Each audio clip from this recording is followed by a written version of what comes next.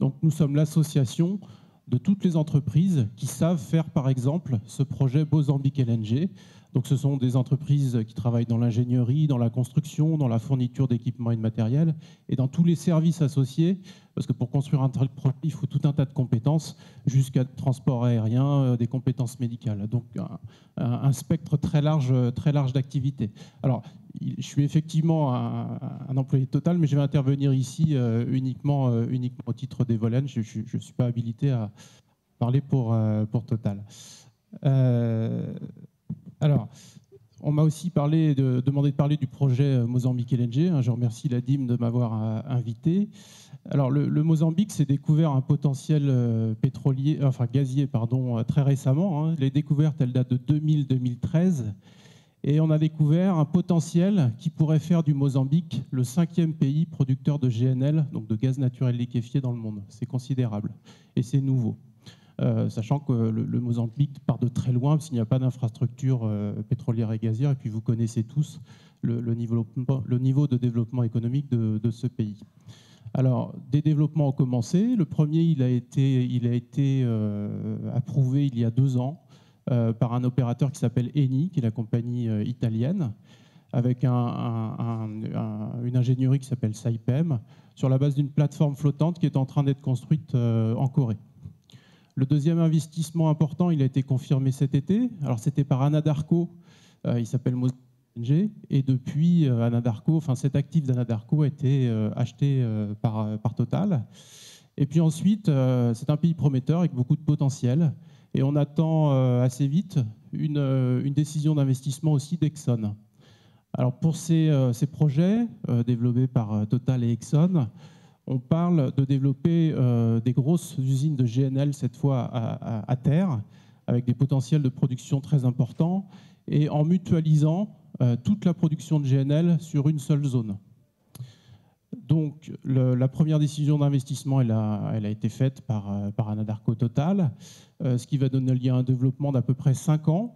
Et d'ici 5 ans, vous aurez 2 trains qui produiront 12 à 13 millions de tonnes de GNL par an. C'est une usine de taille significative, qui seront essentiellement à destination de la Chine, du Japon, et puis de la Corée et de l'Inde, qui sont les grands acheteurs de GNL.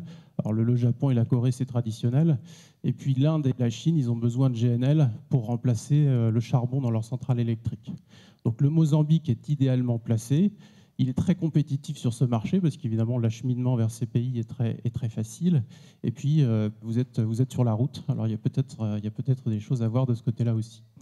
Ce projet Mozambique LNG, donc 12-13 millions de tonnes de GNL, si ça ne vous parle pas, c'est une noria de 17 méthaniers, donc de gros bateaux, qui feront la navette entre le port du Mozambique et l'est de l'Asie tout le long de l'année. Et puis, alors on en a parlé, les chiffres s'affolent. Le potentiel est tel que ce développement économique va durer longtemps pour développer toutes les réserves qu'on y a trouvées. Pour vous donner d'autres indicateurs, alors le développement part de zéro dans le nord du Mozambique. On parle de créer une usine de LNG avec une base vie, ce qui représente, alors rien que pour la première décision d'investissement de Total, donc la phase 1, ça représente une population au pic d'environ 16 000 personnes qui vont travailler pour développer le projet. Et parmi ces 16 000, 5 000 seront mozambicains. Le reste de la main-d'œuvre viendra d'un petit peu partout. Alors, on est ici pour parler de développement économique de Mayotte. Vous voyez dans ces projets une opportunité, vous avez raison, parce qu'il y a beaucoup de choses à faire. Et comme je vous disais en introduction, réaliser un projet pétrolier ou gazier, c'est beaucoup de métiers différents. Et c'est très large, jusqu'au métier de la logistique et de l'accompagnement. Donc vous avez forcément des atouts pour capter une partie de la valeur de ces méga projets. Alors pour autant, il faut quand même préciser une chose, c'est que l'essentiel de la valeur, évidemment, elle sera développée au Mozambique, et puis que les opérateurs que sont Eni, Exxon ou Total, ils ont des contraintes qu'on appelle le contenu local, de faire travailler les entreprises localement et de développer l'activité localement et ils vont se focaliser sur ces contraintes. Pour le reste, alors ils auront besoin de solutions complémentaires, hein, puisque ce marché est un marché mondial, mais ils le feront via des appels d'offres compétitifs, où ils prendront des décisions économiques et puis où les arbitrages ils seront faits tout simplement sur les prix et sur le bénéfice que peuvent apporter chacune des solutions. Mais pour autant, moi je suis convaincu, puis c'est la raison de ma venue, que vous avez des opportunités à offrir pour être ce que monsieur le préfet qualifiait de base arrière, ou qu'on pourrait aussi appeler de base complémentaire. Le développement principal, c'est au Mozambique, mais dans un projet d'une telle taille, on a besoin de base arrière, de solutions complémentaires, de bases de repli. Et moi, ma conviction personnelle, c'est que c'est la carte à jouer de Mayotte. Alors, pour jouer cette carte, moi, je vois 3 aspects fondamentaux. La première, c'est vous serez en compétition. Donc, vous devez formuler une offre qui sera compétitive et qui devra parler aux pétroliers. Et comme disait également monsieur le préfet, les pétroliers ils ont un langage, ils ont des habitudes, ils travaillent sur un marché mondialisé avec une forte présence de la Chine, de la Corée pour ce qui concerne la construction, pour les grands projets. Donc il va falloir savoir leur parler et savoir formuler cette offre. Le deuxième élément fondamental, il est la participation de l'État et des collectivités publiques. Vous avez un atout ici. Alors, au Mozambique, on part de zéro. Hein. Au Mozambique, ils sont en train de construire de zéro une piste d'aéroport sur le site. Vous en avez une qu'il faut simplement rallonger. Voilà, c'est un exemple de cas où l'État, les collectivités publiques ont à prendre des décisions qui vont faciliter votre investissement dans ce projet au Mozambique. Faut voir aussi qu'entre ici et le Mozambique, il y a une frontière. Donc, qui dit frontière dit formalité. Alors, il ne faut pas que ces formalités se transforment en contraintes. C'est des formalités douanières, c'est des formalités fiscales. Tout cet environnement-là, il doit être favorable évidemment à votre offre. Donc là, il y a un travail aussi à faire de ce côté-là entre les acteurs publics et les acteurs privés. Il y a un troisième point qui a aussi été évoqué ce matin, c'est le travail en équipe. Alors, vous réussirez si vous formez justement cette équipe, peut-être derrière la DIM, et nous, en tant qu'Evolen, parce que c'est notre rôle de favoriser l'activité des entreprises sur le territoire français, on pourra jouer aussi notre rôle, mais vous devez jouer en équipe. Vous allez présenter un territoire, vous allez présenter des solutions sur ce territoire. Alors, quelquefois, certaines entreprises, certains d'entre vous seront concurrents. Il faudra quand même réussir à jouer en équipe, parce que la concurrence, de toute façon, elle est mondiale. Il y a un autre exemple, c'est qu'on a toujours cette tentation d'être concurrent avec son voisin. Vous pourriez être tenté d'être concurrent avec la Réunion. Eh bien non, il faudra jouer la complémentarité entre ces deux solutions que sont Mayotte et la Réunion. Dans une compétition mondiale, il faut s'allier. Et voilà, vous allez devoir vous allier entre vous sur le territoire de Mayotte, étendre cette équipe à la Réunion et puis faire face à la compétition internationale avec vos atouts. Voilà, donc c'est les messages que je voulais délivrer ce matin. Encore une fois, nous, Evolen, association d'entreprise, on est à votre côté de la DIM pour participer à cette équipe, pour vous aider à mettre en forme cette offre, parce que nous, on connaît le langage pétrolier, on travaille avec les pétroliers tous les jours, et ben, j'espère que très vite, on verra des effets bénéfiques sur votre territoire. Merci, et puis si vous avez des questions, je suis disponible pour y répondre. Merci à tous et puis merci pour votre accueil également. C'est mon deuxième séjour ici à Mayotte. La première fois, je suis venu à l'issue de la délégation qui regroupait Evolen et le MEDEF au Mozambique. Et on a eu le plaisir et la chance de faire la connaissance de la délégation mahoraise et réunionnaise également qui était auprès de nous. Voilà, donc je suis médecin de formation. Je dirige AEMC qui est une entreprise d'ingénierie et d'assistance médicale opérationnelle que j'ai fondée moi-même dans un environnement un petit peu difficile dans le sud industriel algérien à la fin des années 90. Voilà. Et nous appartenons depuis 2005 à un groupe qui est beaucoup plus important qui s'appelle International SOS, pas très connu parce qu'il travaille uniquement pour les entreprises, gouvernements, organisations internationales. Ce n'est pas comme Europe Assistance que tout le monde connaît parce qu'il y a de la publicité grand public. International SOS, c'est le groupe leader mondial incontesté dans le domaine de l'assistance médicale, crise et sécurité aux entreprises, organisations internationales et, encore une fois, certains services gouvernementaux font appel à nos services également. Nous sommes...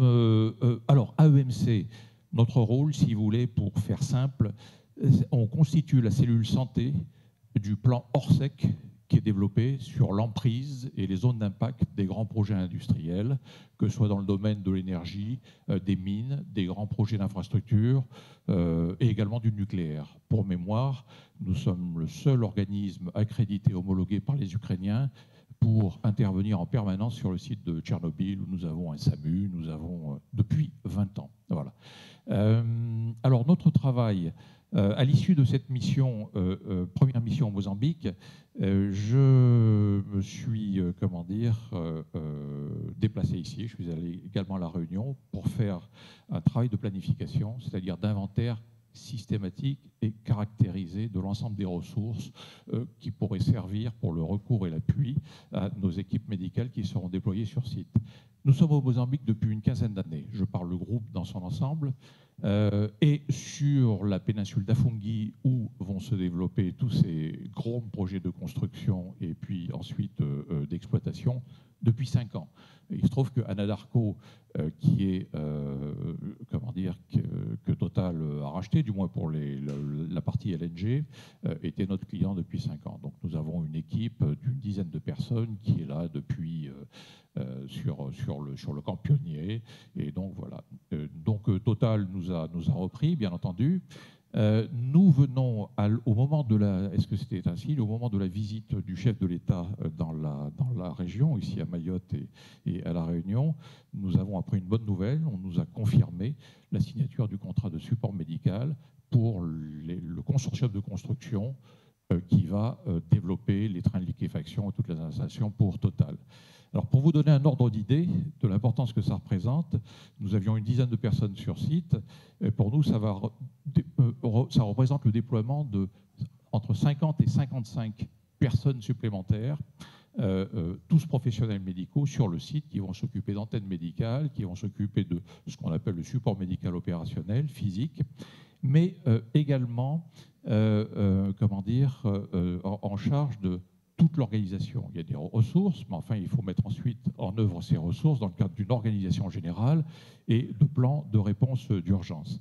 Bien, alors, ce qu'on regarde, la première chose qu'on regarde, ce sont encore une fois les capacités de recours et de prise en charge, en particulier dans le domaine de l'urgence. Et c'est le sens des discussions que nous avons déjà eues au niveau du CHM.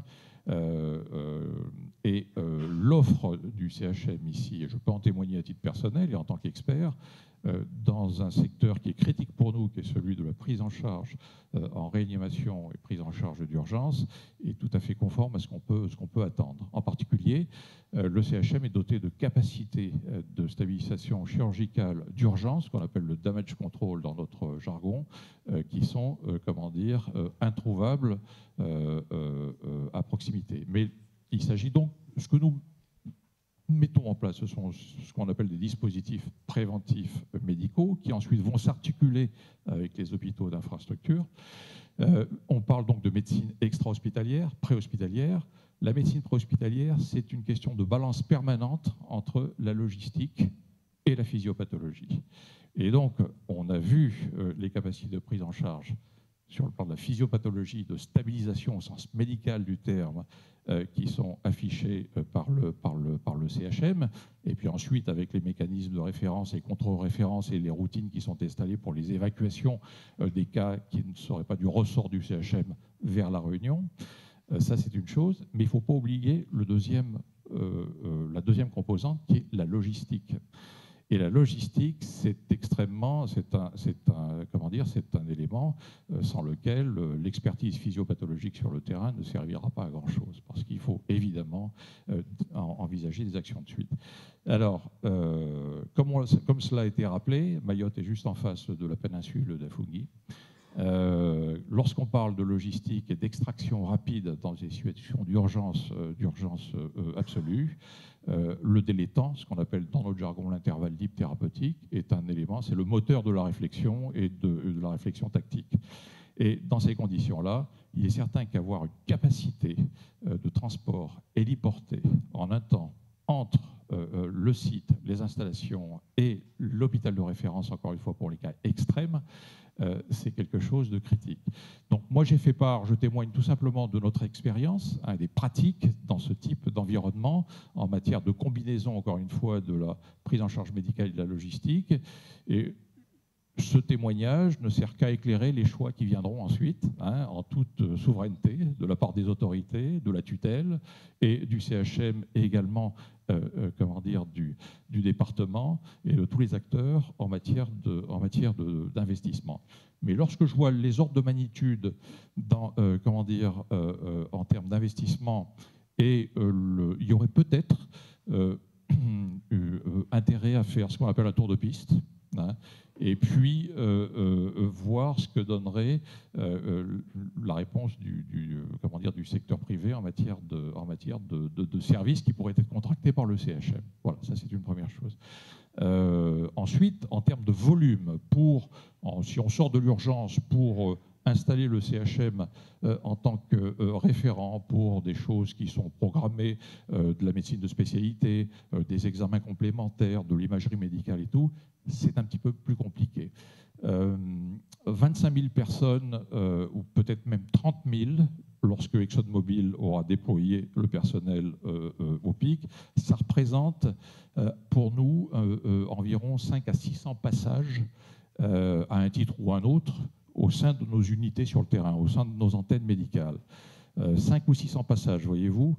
Si on estime, dans notre expérience, 1% des cas justifient des actions de suite, une prise en charge, une urgence véritable par jour, ça fait tout de suite 5 ou 6 personnes par jour à évacuer.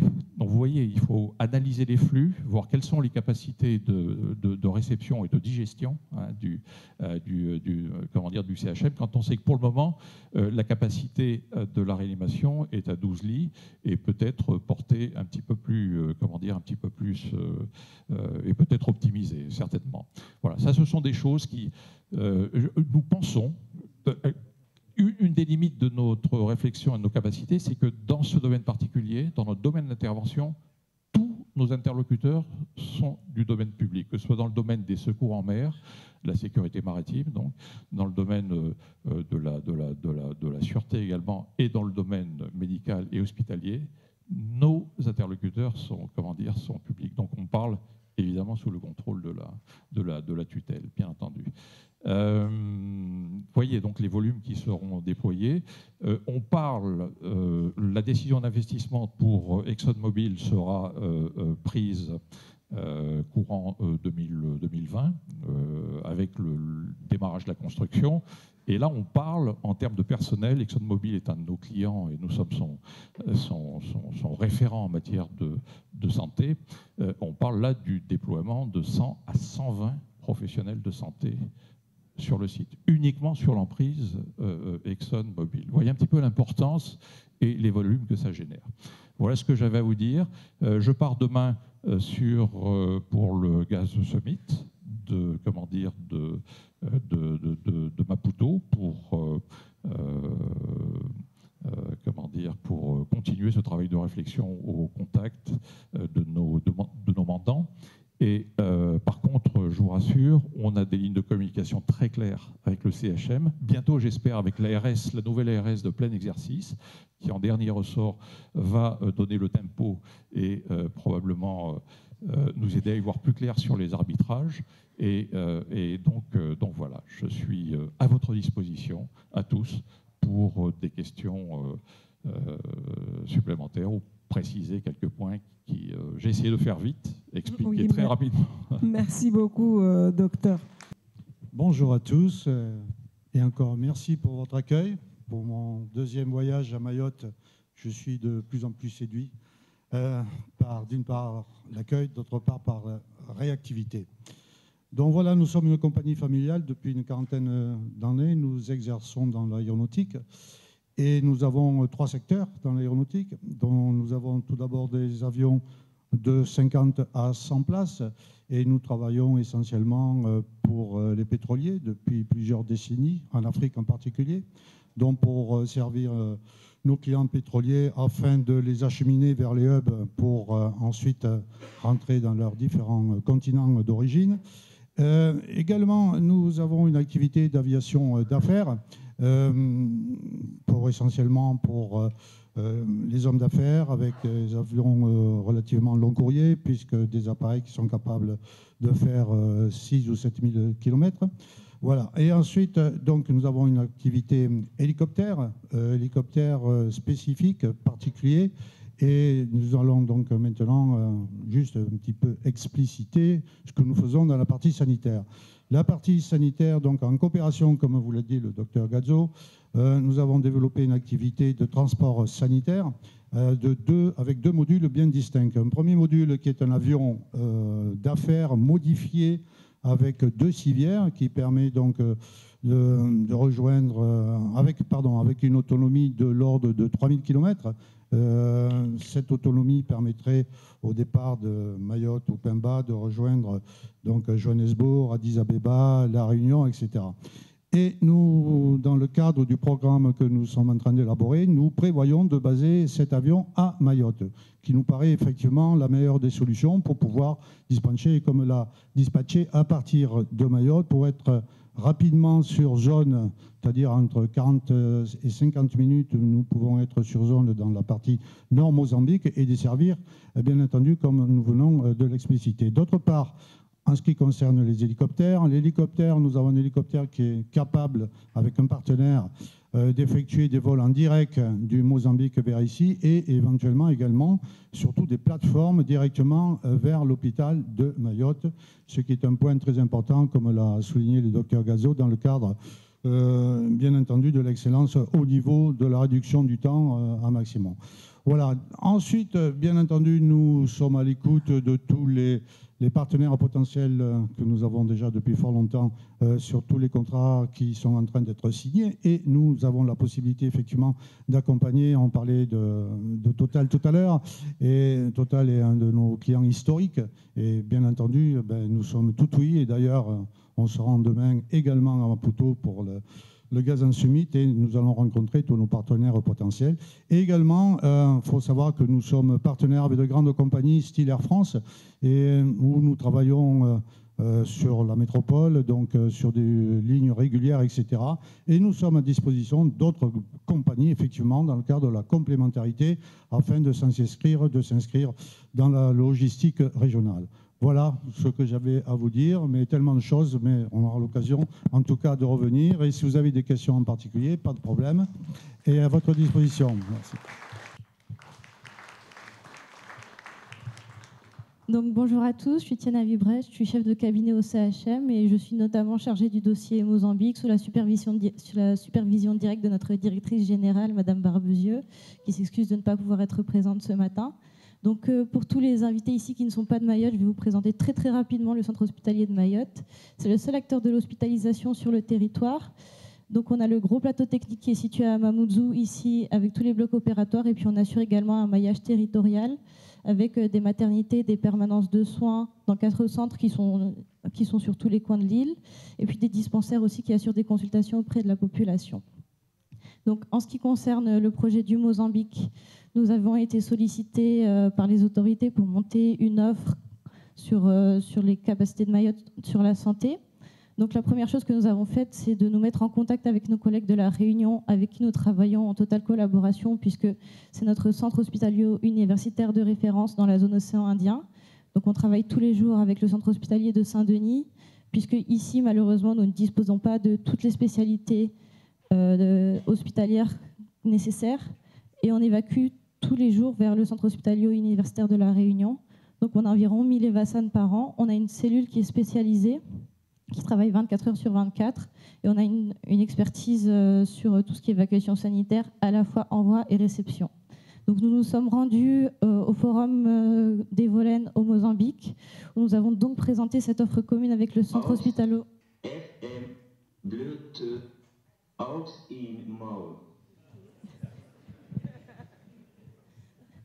Donc nous avons présenté cette offre commune avec ma collègue du CHU de Saint-Denis, avec en fait l'idée d'une gradation des soins.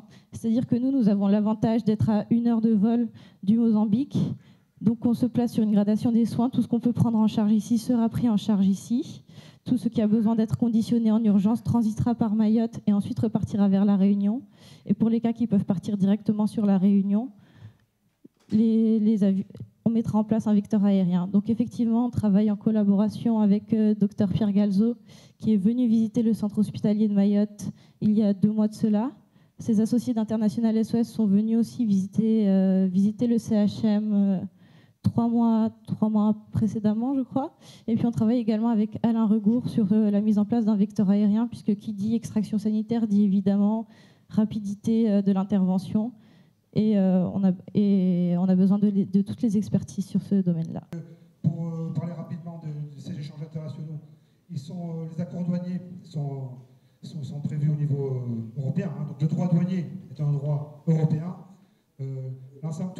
Toutes les règles sont prises au niveau européen à Bruxelles. Hein. C'est dans le cadre de la politique commerciale. Donc il y a des accords douaniers internationaux qui régissent les échanges avec le Mozambique. Donc nous avons deux accords essentiels importants. C'est l'accord de partenariat économique avec l'Afrique australe, hein, le SACD. Et nous avons également l'accord plus général des SPG. Donc les SPG, c'est le système de préférences généralisées qui prévoit la concession par l'Union européenne à des pays en développement, hein, les pays moins avancés, d'avantages tarifaires. Hein, voilà. Donc le Mozambique fait partie des pays les moins avancés et à ce titre bénéficie des avantages tarifaires les plus étendus, puisque c'est l'ensemble du tarif douanier qui bénéficie de tarifs réduits ou nuls. Donc l'ensemble du tarif douanier sauf les armes, ce qu'on appelle les accords tout sauf les armes. Voilà. Au niveau des facilitations qui nous sont demandées par Bolloré et par ses confrères, hein, donc nous offrons toutes les facilitations possibles qui sont offertes par le droit douanier. En l'occurrence, il s'agit du Code des douanes de l'Union, qui est en vigueur depuis quelques années, hein, donc depuis le 1er mai 2016. Le Code des douanes de l'Union a ses règlements d'exécution. Donc nous proposons l'ensemble de ces solutions de facilitation, de simplification. Alors il y a, évidemment, vous connaissez l'import et l'export, mais il y a également tous les régimes qu'on appelait économiques. Donc les facilitations, ce sont celles prévues par le Code des douanes, donc je vais faire très rapidement. C'est très dur de faire très rapidement sur le droit douanier. Hein. Les régimes particuliers qui prévoit des solutions pour le stockage, pour la transformation, mais également pour l'utilisation. Hein. Donc, vous parlez de transit, j'imagine que vous parlez de transit plutôt d'un stockage temporaire sur le territoire douanier de l'Union, hein, parce que Mayotte fait partie du territoire douanier de l'Union. Donc vous avez les entrepôts qui permettent de suspendre les mesures de commerce extérieur et les barrières tarifaires. Vous avez l'entrepôt permet de faire simplement du stockage. Voilà. Vous avez des régimes particuliers qui permettent de faire de la transformation. C'est ce qu'on appelle le régime du perfectionnement. Donc, en l'occurrence, à Mayotte, ce serait du perfectionnement actif qui permet, sous couvert de cette autorisation délivrée par la douane, de faire un certain nombre d'opérations de modification ou de transformation ou d'usinage. Voilà. Et vous avez également des régimes d'utilisation comme la mission temporaire. Voilà les simplifications que l'on peut offrir pour répondre à votre question, hein, le plus rapidement possible.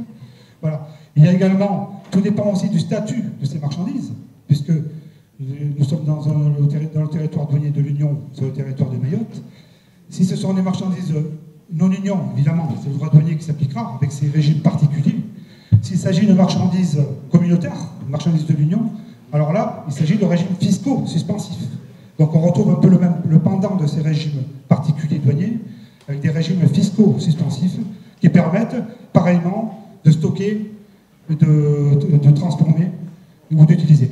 Voilà ce qu'on peut vous proposer. Après, nous sommes ouverts, bien sûr, à toutes les démarches que vous pouvez avoir auprès de nous. Combien de temps? Oui. Pour le régime Pour le régime de transbordement, la marchandise peut rester combien de temps sur quai ou aux alentours? Alors vous avez, j'ai oublié de parler, vous faites bien de me rappeler, du dépôt temporaire, hein, puisque toutes les marchandises qui sont débarquées sur le territoire douanier doivent être placées en dépôt temporaire.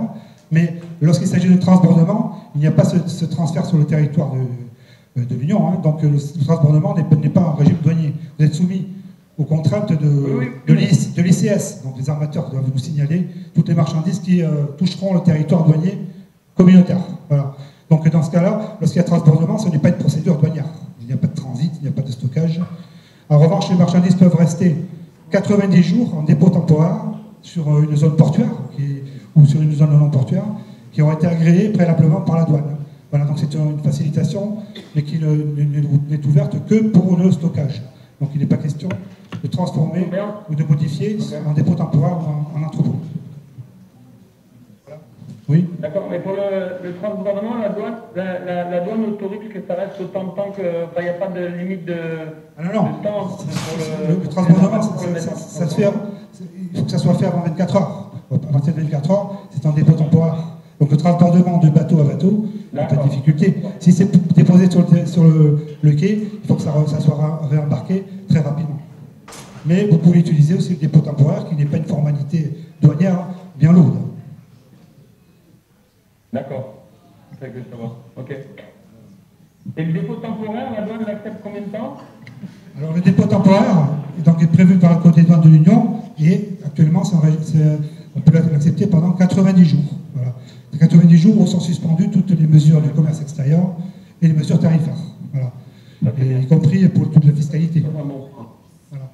Et donc ça c'est... Il y a des installations de dépôt de stockage temporaire sur les ports, les aéroports, mais ça peut être également sur l'ensemble du territoire, à partir d'une autorisation demandée et obtenue auprès de la douane française. Voilà. Bonjour à tous. Je vais être bref aussi parce que je vois que le temps ça coule. De donner continuation sur ce que Bolloré a dit, Bolloré Logistics de Mozambique. Nous avons répondu à une demande de eux. Sur certaines choses, ils nous ont confirmé que nos tarifs est bien. Ça veut dire surtout au niveau de containerisation, mais aussi ils nous avons fourni un certain nombre d'éléments qui est vachement important pour savoir comment on peut positionner les ports. Il faut savoir qu'il y a une stratégie qui a été fixée par le département en 2012-2013. On inscrit dedans. On est un peu en retard, mais beaucoup de choses est faites. Qu'on faut juste maintenant commence à réaliser un certain nombre de choses. Le port de Mayotte a fait, celle de Longoni date de 92. Il est aujourd'hui environ 40 hectares qui sont opérationnels, on peut dire. Notre projet dans le DSP est de le ramener à les 62 ou 65 hectares. Compte tenu compte tenu ce que les choses sont maintenant, on va ajouter un volume d'environ 40 hectares. De nous positionner un peu de là, c'est que à Maurice, ils sont à 230 hectares leur port. La Réunion, leur port est 90 hectares. Ça veut dire si on puisse ajouter les 40 ou 50 hectares chez nous, on sera plus gros que la Réunion. Par là, c'est de créer suffisamment de zones de stockage parce que tout le monde des clients ou des adhérents de Evolen, nous avons expliqué chacun besoin d'environ entre 5 et 10 hectares pour diverses choses, pour la logistique, pour le triage de leurs marchandises et tout ça. Ça veut dire, par là aussi, ça va amener énormément d'emplois pour Mayotte, pas forcément pour le port, mais plus en manutention, même pas là, en tous les métiers qui sont secondaires dans ça, ça veut dire des transitaires, des chauffeurs, des soudeurs, surtout si on peut développer un parti en zone franche où les gens peuvent transformer un certain nombre de choses. On est aujourd'hui prêt de faire là. Toutes les études étaient faites. Vincent va exposer cet après-midi dans l'atelier plus sur ça. On est déjà une deuxième société dans la logistique de Mozambique qui souhaite nous utiliser à partir de début de l'année prochaine. C'est Technep FMC qui est déjà un certain nombre de contrats. Ça veut dire en fait c'est à nous de faire la performance. Et là je demande le président et aussi les représentants de l'État ont besoin de vraiment faire cette task force pour qu'on puisse relever les difficultés qu'on rencontre pour qu'on puisse avancer et être au rendez-vous pour l'année prochaine. Autrement, le train de TGV dans lequel on est devant notre porte, on va la rater et c'est pour nous tous que ça ne va pas être bien. Bon, merci à vous. Je me présente, je m'appelle donc Marie-Joseph Palais, je suis le PDG d'Air Austral et je suis aussi donc le président d'EWAR. C'est donc avec cette double casquette que je vais m'exprimer juste maintenant. C'est un projet qui était très important pour nous, ce projet gazier.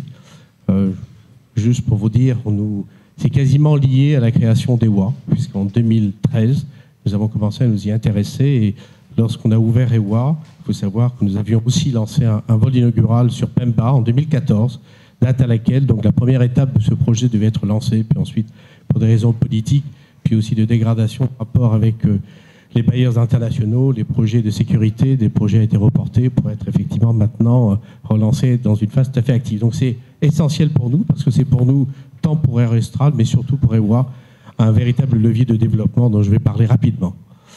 Alors, un mot, évidemment, donc nous sommes là depuis 40 ans, nous sommes un acteur historique, on le sait, la compagnie, pour beaucoup d'entre vous, mais pour certains qui découvrent, est une compagnie de taille moyenne, 8 avions, 12 destinations, donc on a plutôt un réseau relativement intéressant au niveau de l'océan Indien, c'est important, qui dessert donc l'océan Indien, mais aussi le grand océan Indien avec l'Inde, et puis aussi en collaboration avec d'autres partenaires à Madagascar, la Chine. Et puis en 2016, on a effectivement la compagnie qui a réussi à mettre en œuvre ce rêve du vol direct entre Dzaoudzi et Paris, pour atteindre aujourd'hui un vol quotidien entre Dzaoudzi et Paris. EWAR, qui est la première compagnie mahoraise, je le rappelle, création en octobre 2013, 5 ans de résultats bénéficiaires, donc c'est une compagnie qui essaie d'assurer sa pérennité, puis une flotte jeune, la flotte la plus jeune de toute l'Afrique, moins d'1 an au niveau de cette flotte, donc 2 ATR, et puis un très beau réseau, comme vous le voyez. Pemba figure toujours, puisque nous avons suspendu la desserte de Pemba fin 2014-2015. Les projets n'avaient pas démarré, le vol était particulièrement vide. Sur un ATR de 64 personnes, 2 personnes ou 5 personnes, c'est difficile effectivement à maintenir. Et on va reprendre dès l'exercice prochain, donc en mars-avril 2020, on doit reprendre effectivement la desserte de Pemba. Le projet gazier, comme je vous l'ai dit, aujourd'hui c'est une montée en puissance progressive. On a entendu les chiffres entre 15 000, 30 000, sans doute plus. On parle de 2020, 2021. Enfin, je retiens que c'est des chiffres effectivement très importants. Et puis surtout pour nous, au niveau de l'aérien, de la desserte évidemment essentielle dans ce type de projet gazier. On le sait sur les autres projets de l'Afrique de l'Ouest, Pointe-Noire, Malabo, etc. On doit offrir une desserte qui puisse satisfaire aussi ces grandes sociétés qui, eux, ont besoin de sécuriser, comme on l'a entendu, avec des plans A, des plans B, des plans C, des plans D. Et puis surtout un transport de salariés qui viennent un peu partout, de l'Amérique du Nord, bien entendu, pour des équipes dirigeantes ou qui apportent la valeur ajoutée, de l'Europe, évidemment, mais aussi de l'Asie, on le sait, des Philippines, de l'Indonésie, sans doute d'autres pays. Mayotte a une véritable carte à jouer, on sait, comme je vous l'ai dit, pour nous, dès le démarrage des WA, on le savait, pour une raison très simple, c'est parce que c'est la plateforme européenne aujourd'hui qui permet le chemin le plus court entre Palma, Pemba, plus exactement, et l'Europe.